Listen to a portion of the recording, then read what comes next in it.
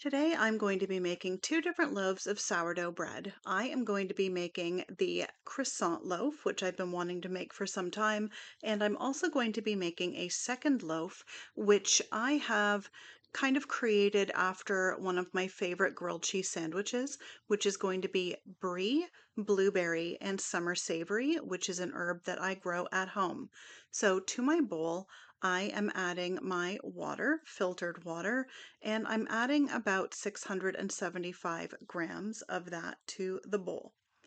I am then going to be adding my active starter, which I fed last night before going to bed. There it is, nice and bubbly. My house was a little bit cold, so it didn't puff up quite as much as it usually does, but it did more than double. And since I'm making two different loaves, this is just over 200 grams of starter. You can put 200, 208 is fine. Nothing bad is going to happen to your bread. It's not that deep. I do like the Danish dough whisk. I know some people really don't. I do. I just like to kind of clean it up in between. And I am adding now the flour. Again, this is a double batch, which I am going to separate a little bit later. So I am adding to that about 1,000 grams of flour. You might need more or less water. For me, I have found that this is the perfect amount. My dough is not too sticky and slimy. I am now adding 20 grams of salt. And again, it's because I'm making a double batch of dough. Normally, I would add about 10 grams if I'm making just one loaf of bread.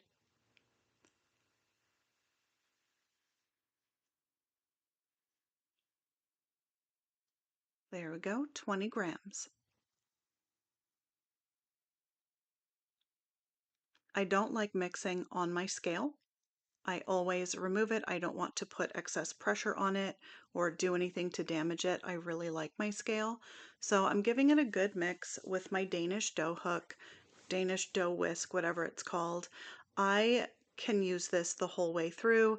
Some people like to put it down part way and finish mixing by hand. That's up to you. I don't mind giving it a go. So there I'm covering it up and I'm going to let it sit for about a half an hour.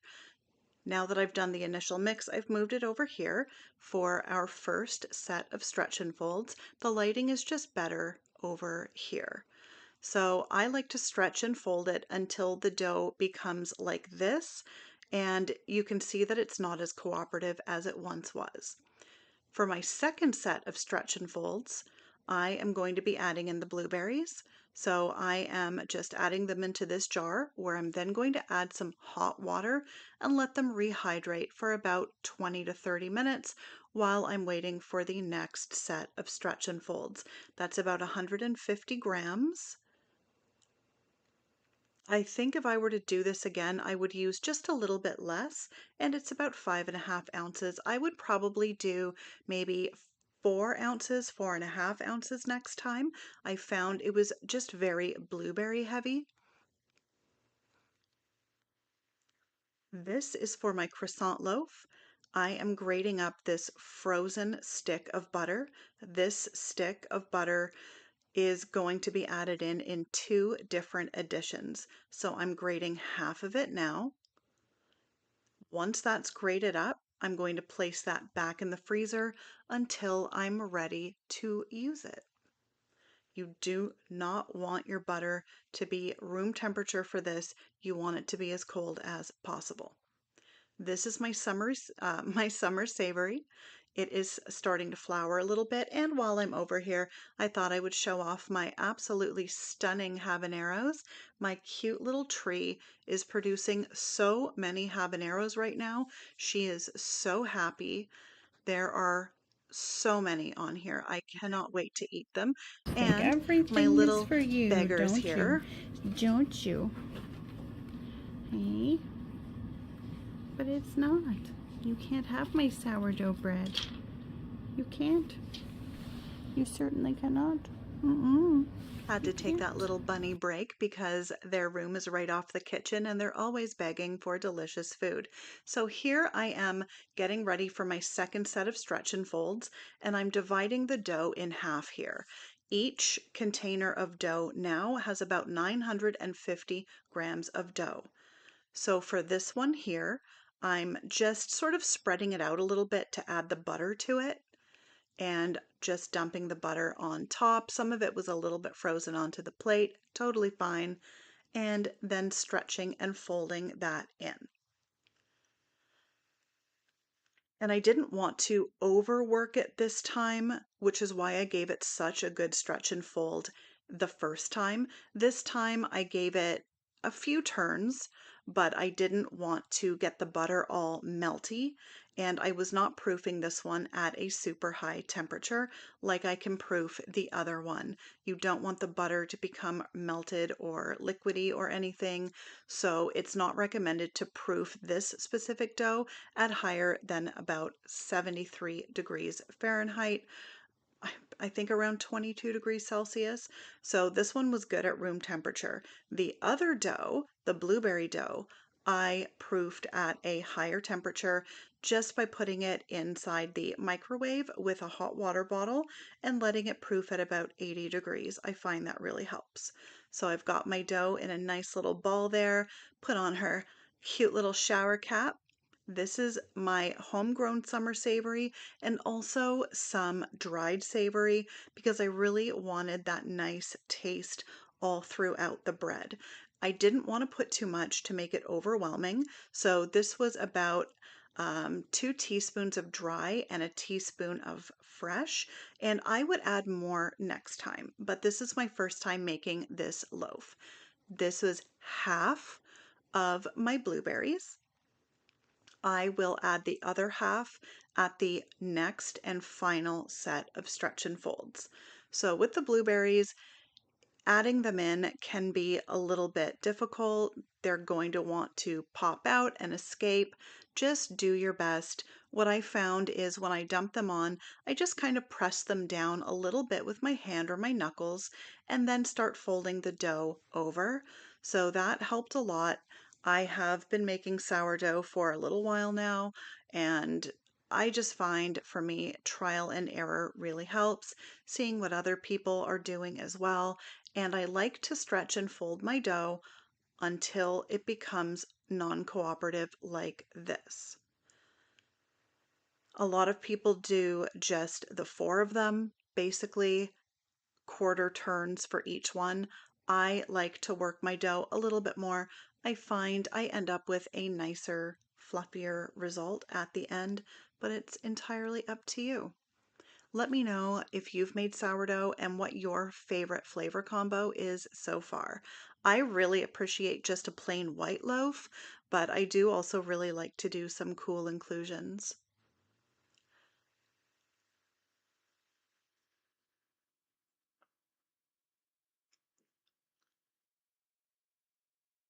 Really working those blueberries into the dough as much as I can, but they keep they keep apparently I can't talk. They keep wanting to escape.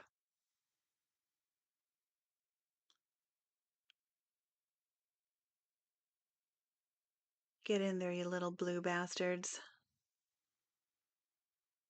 Although, are they blue? I don't know. Like, they're kind of purple. They're blue initially, though. Hot little shower cap looking her best. And now we're going to prepare the brie. You do not add the brie in during your stretch and folds. It's just double cream brie.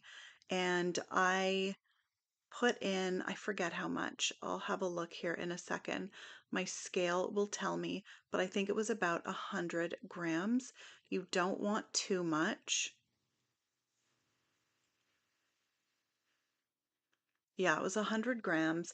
Trim off the rind. I chop it up and put it in the freezer until basically until I'm getting ready to put it in the Banneton basket. So this is my final set of stretch and folds. This is the last half of my blueberries, and I'm working this in pretty much the same as I did the last time, although the dough is a lot more full this time. So you want to be just a little bit more gentle. Some people will do coil folds here. I didn't find that it needed too much. I think my dough was looking pretty good.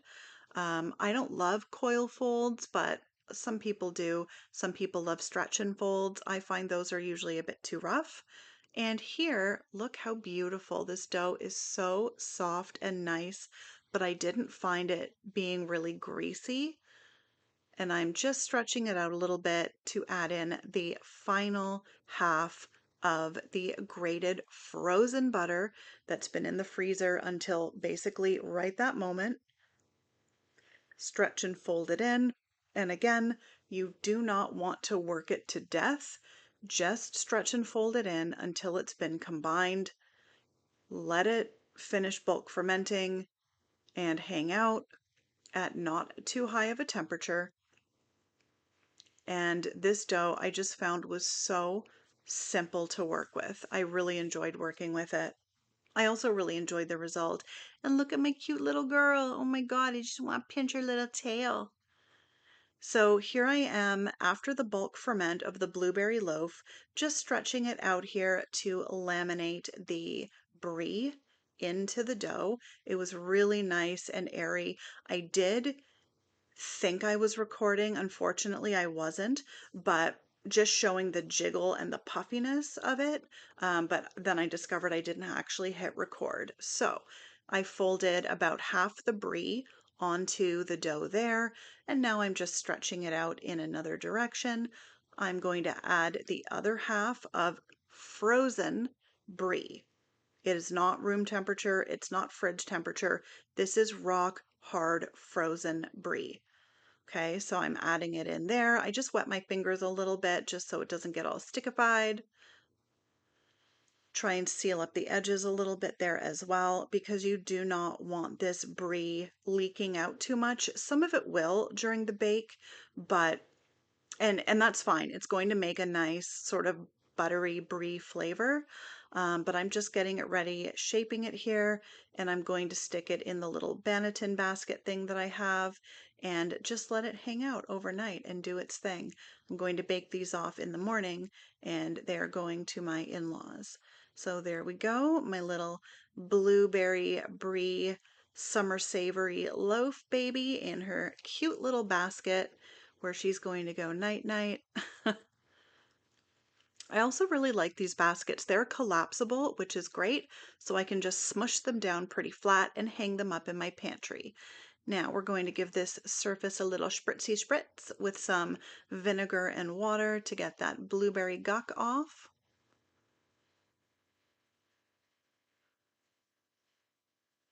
Nice and shiny clean. And this dough, so I'm just going to show you it's jiggly, it's airy, it's coming away from the edges pretty nicely. It is a little greasy at this point because it's been sitting with butter in it for like 8 hours, but that one actually just gets covered and put in the fridge overnight like that.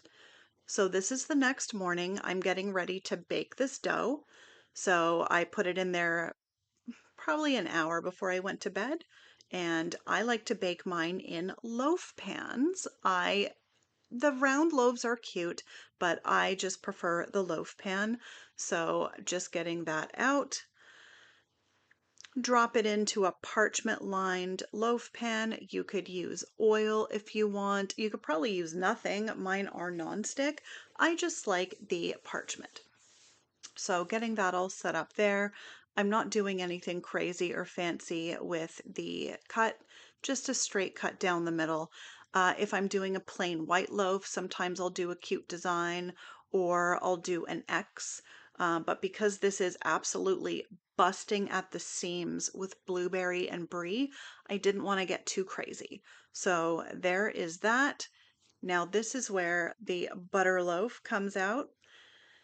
This dough was so nice. It wasn't sticky. It was like a little bit buttery, but it wasn't crazy greasy. But I didn't want to work the hell out of it and make it all warm and slimy. So I'm just trying to figure out how I want to roll it up. So I just kind of ended up rolling it up and then turning it and then rolling it up again and trying to pinch the edges together just a little bit, just so it wasn't like a curly, whirly, coily.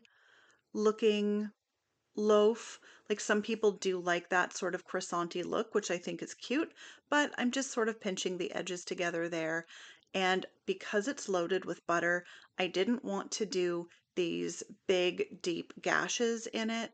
So I just went across a little bit just to open the dough up so that when it did split, it didn't just explode in the loaf pan. And this actually turned out really well after the baking. I really liked how it looked.